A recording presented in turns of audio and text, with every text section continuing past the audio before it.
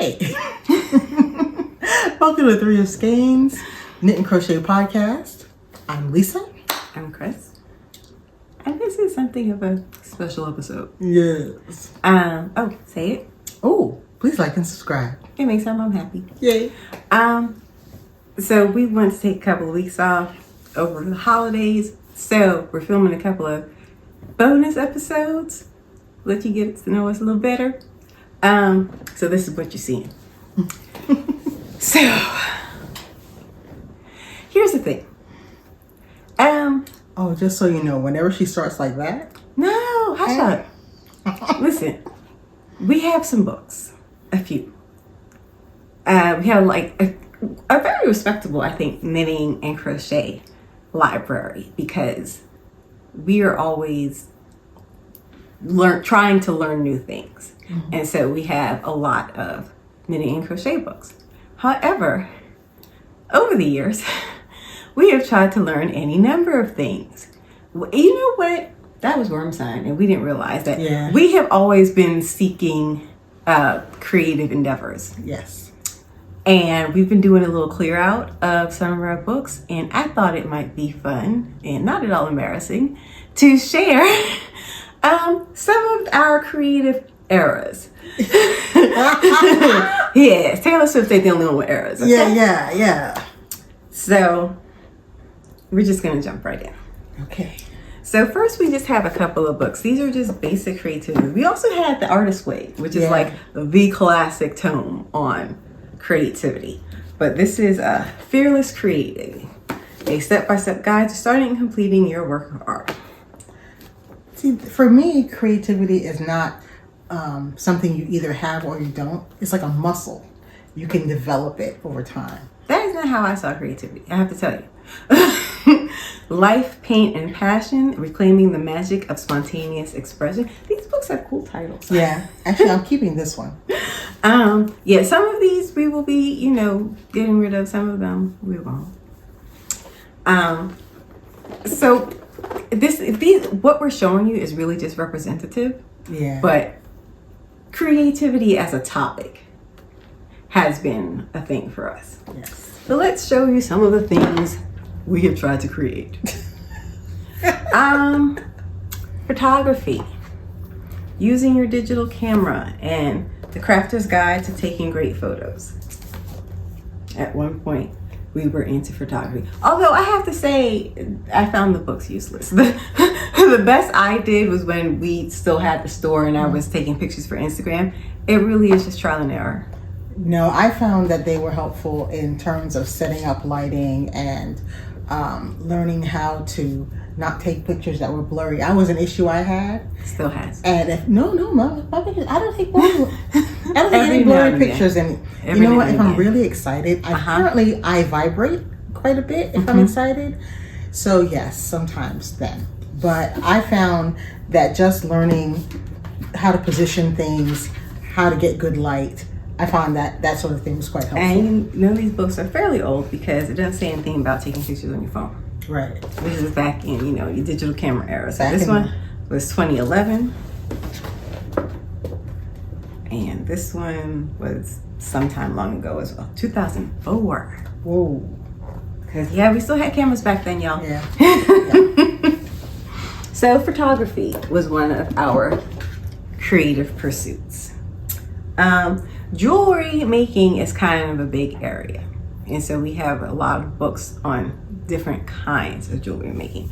I was making, I was doing bead weaving, which I have some bracelets. I used to make these bracelets. Isn't that cool? Oh no, I just put little buttons on them and loops, and that was my closure. So I have a big book of beautiful beads. This also had like paper in the back for working out your bead designs, like Lisa's knitting pattern paper. It had paper like that in here, and I cut some out and gave it to her, and she photocopied it at work for me and brought like the stack for me. But this had a lot of different types. I did what was called brick stitch, but this had a lot of different types of bead weaving. But brick stitch was really all I ever got into. And there's beading with brick stitch. Of course. Of course. And this just showed different ways. Oh, some of these are cool though. You see, that's how you get caught up. Yeah, it is. Look at that. Come on, that's freaking cool. I'd wear that. So this was specifically about the brick stitch technique. Then a beader's reference. So this just had different kinds of patterns. Ooh, look at that. And then we have complete beading for beginners. Again, this was not just bead weaving, I don't think. This was all different kinds of beading. And I think it had like specific projects so that you would learn each technique. It was kind of a sampler book. My mom is into wire wrapping. So she has a bounty of bead and wire earrings, wire jewelry, knitting, crocheting, and twisting in wire, jewelry with wire. Why do I feel slightly embarrassed right now? Like, oh. Making bead and wire jewelry. Seems kind of crossing the streams here. Yeah. And the Encyclopedia of Wire Jewelry Techniques. And again, these are just the books that are in the discard pile. She has a whole bunch more. And you see all the tabs? Yeah. This one really got to work out. She has a whole bunch more upstairs because she's still, right now she's making paper beads, but she still does her wire wrapping as well. Then I didn't even know we had this, soldering beyond the basics.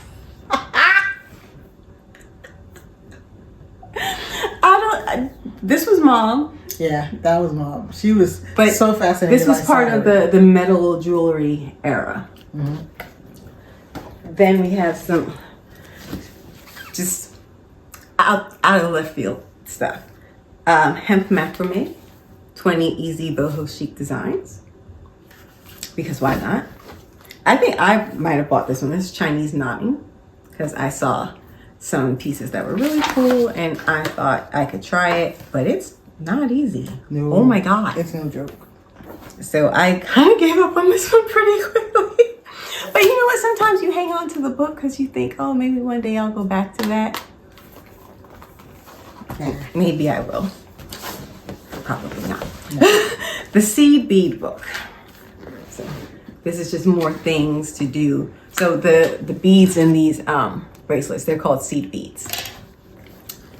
It's just more things to do with seed beads. I mean, bead specific books we have. Mm-hmm, mm-hmm. Is that everything in jewelry? That's everything we have in front of us for jewelry. I think so, yeah. Okay.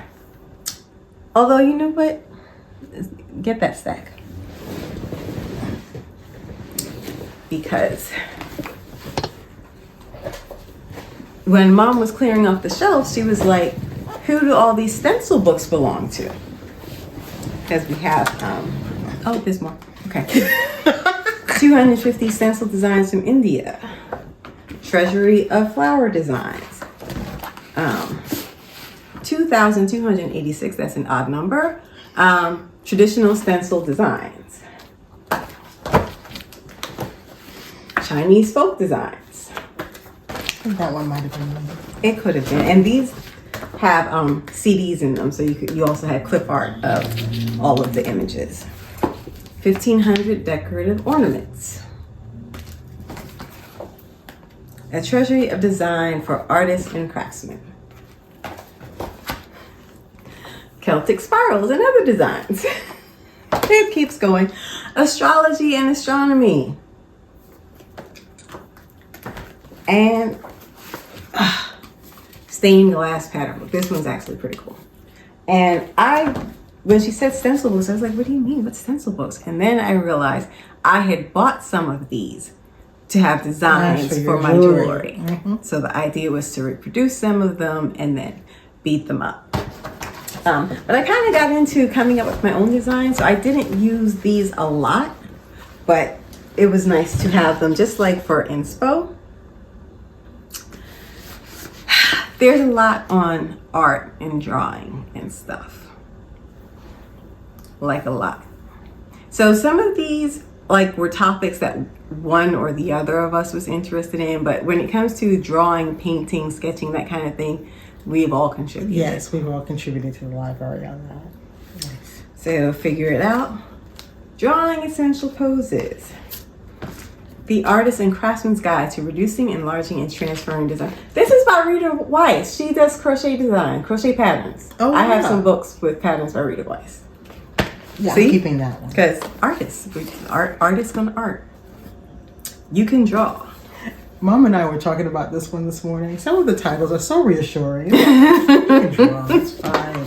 This one has a whole CD class. This is called Simply Drawing. We also have some books on painting. These are just some of the books on acrylic painting. Yeah. Just acrylic, because there's other books on watercolor. Yes. So, the Encyclopedia of Acrylic Techniques. Inside Acrylics, Studio Secrets from Today's Top Artists. And First Step Series, Painting Acrylics. Then, in keeping with that theme, oh, I have more bead books. I don't even know what to say. Antique style bead accessories. I forgot about this one. And beaded images. I know I've used this one. More bead books. But back to drawing. I decided I wanted to try to get into the whole hand lettering craze. So I bought Hand Lettering Ledger and the Lettering Workshops, 30 exercises for improving your hand lettering skills. Let me see those. Oh. Because sometimes we don't even know what's in our library. Yeah, because sometimes we just sneak stuff in. Then there's the sketchy doodle world. This is my contribution. So the 1 minute artist learns to draw almost anything in 6 easy steps. And I got these at Five Below, and I was really excited because they're quite expensive on Amazon. But this is Kawaii Doodle World and Kawaii Doodle Class. So just about making cute little things. Basically, you draw cute little inanimate objects and then you give them faces. And I was like, yeah, let's do that. Because sometimes bread needs a face. It sure does. And then, still with the hand skills here, Yes. there was the calligraphy era. Yes, and we all went through a calligraphy era. So this is the art of calligraphy and lettering. Now, the one thing I can say about just doing any work in calligraphy, it will improve your handwriting overall, even if you never learn calligraphy. Practice, it will. I found that that's what the effect it had on my handwriting. I can write very neatly. This Design and Shine Crayola Calligraphy, or what they call Crayoligraphy, because they make a certain marker that you can use. Mm-hmm. And so this was just a book for using their markers because the paper is black for drawing on, and then they have some, lined paper for practicing your lettering. And there's Calligraphy Workbook for Beginners. This one's actually pretty good, but calligraphy is just hard. And then the Calligrapher's Bible. Amen. Thought you might get a kick out of this because we have a few more Bibles. We have Yes, we should do. the Color Scheme Bible, Inspirational Palettes for Designing Home Interiors. The Home Decorator's Color and Texture Bible. The Beater's Bible. I'm embarrassed now. Okay, And then just the general Artist Bible. So as you can see, this is a series, I guess, that this publisher does. Actually, I don't think they It's not even on the same publisher. Nope, no, it's not. This is a stack of art Bibles, specifically. Then Lisa showed me this.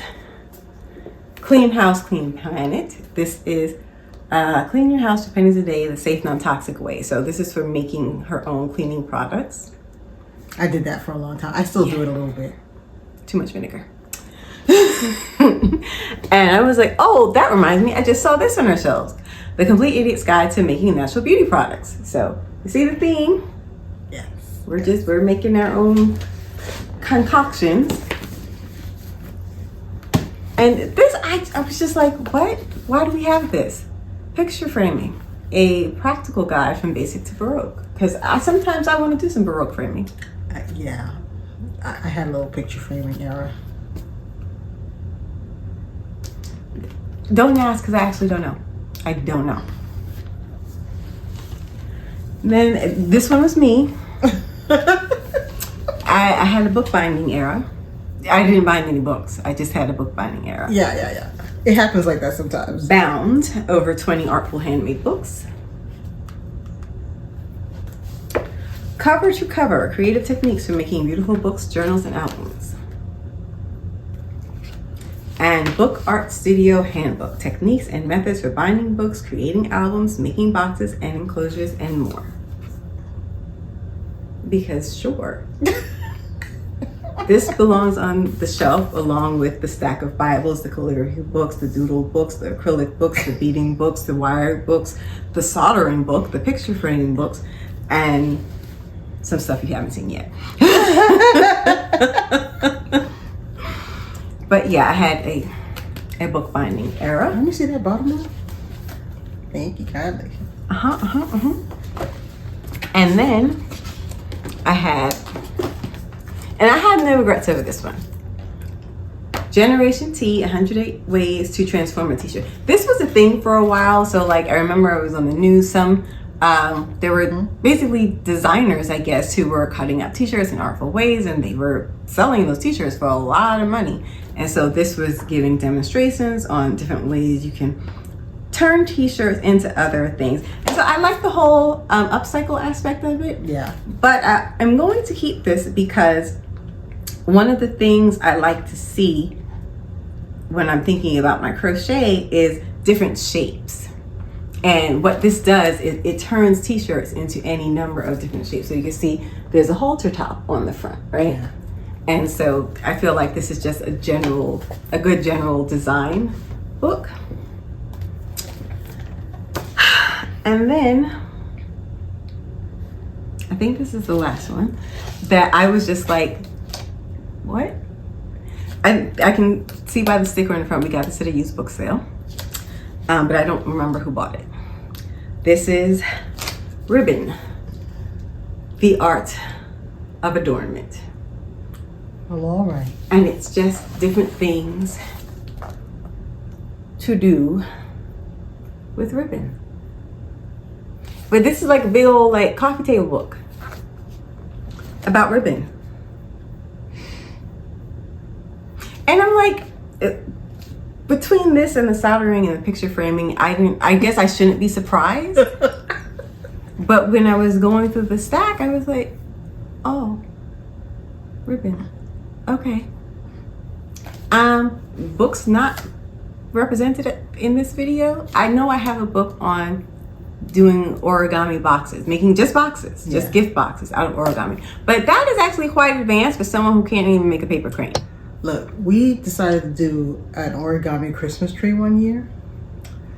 We wrestled with that origami. Don't let the origami fool you. Origami's hard. We ended up just making like 1 or 2 shapes over and over again. One shape. We ended up not really. Yeah.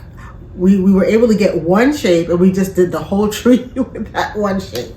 And 2 of our Bibles were about color. Mom was studying just color.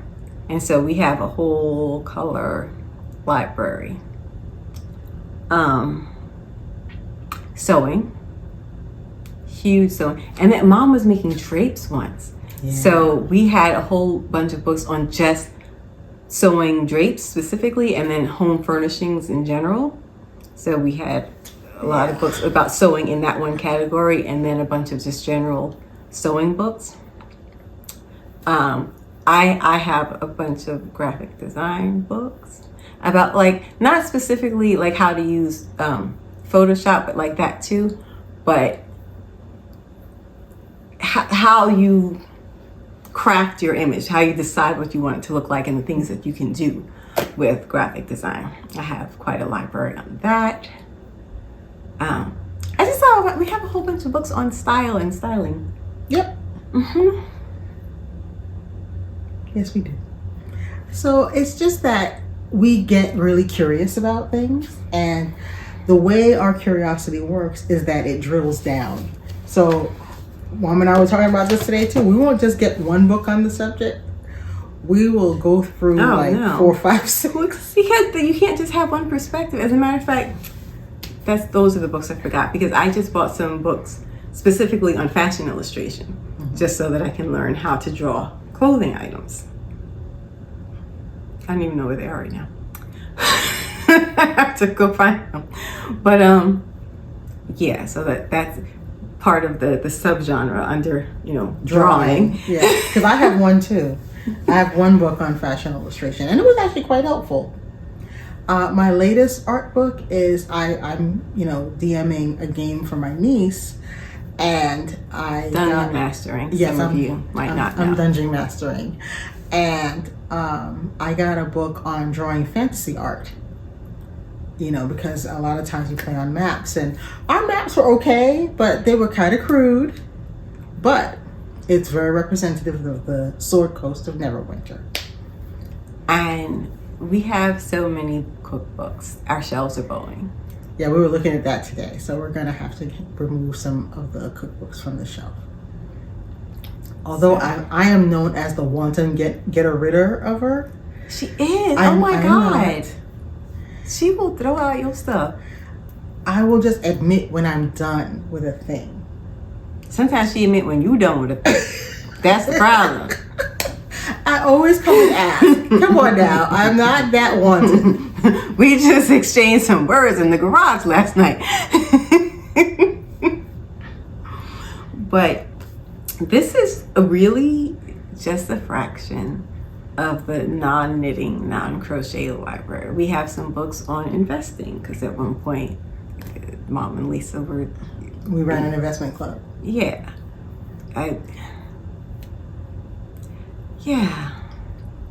But you know what? A lot of books on writing. Yes. On writing, on blogging, on selling your writing, like as a freelancer. A lot of writing books. We have always maintained a creative library, regardless of what we were actually doing, what kind of work we were doing, or what other interests we had. We have always maintained books on an array of subjects about making. Yes. And it's weird. You don't see it until you so they're in piles on the floor. Yeah. But part of the issue is, though, if you're learning a lot of things on your own, because you don't have that base of knowledge, I know I will get several books, sequentially. I don't usually go out and buy a whole bunch at one time. Oh no, I'm a bundler. I'll buy a bunch of books at once. But if there's something I don't understand, or I realize, oh wait a minute, I need to take 2 steps back, I'll get a book that's a simpler one, and then I can move forward again. Or if I get really into a topic, I will find where I end up in it. What's funny is that we can almost, like, if we had better memories, we could arrange these books sequentially, because and just trace how we move from one subject to the next, to the next, to the next. Because I know, digital photography was a while ago, but jewelry making comes before soldering. Yes, before soldering, which comes before calligraphy. Calligraphy came after ribbons. So yeah. So we kind of are able to trace our history of creative interest, and now here we are. Somehow we landed on clothes, and this one stuck. Yeah, crochet and knitting stuck. Well, that's always been part of our world, though. But I haven't disclosed my library about creativity. I have I'm sure you quite do. a bit going on there. There may be a part 2 to this video. So let me ask, what's your creative library like? Do you collect books on the things you're interested in at the moment? Or do you have like a long through line? I'm always fascinated by people who just maintain an interest in a couple of topics for years and years and years. Because as you see, I'm a bit, we're serial creatives. Yes. Yes. The ribbon book caught me off guard though. I don't know why. I think this is so cool. Who knew there was a book about things to do? What are people doing with ribbons? Anything they want. Look at that. Oh, okay, look. Now, this is an expected use. This is hair accessories. But flip a page or two. Everything's happening in there. Okay, that would never have occurred to me. Okay, to stack some lemons like croquembouche and then put a ribbon on top of it. But I guess that's a thing you can do. Or you could tie the base of your bird's nest. Sure.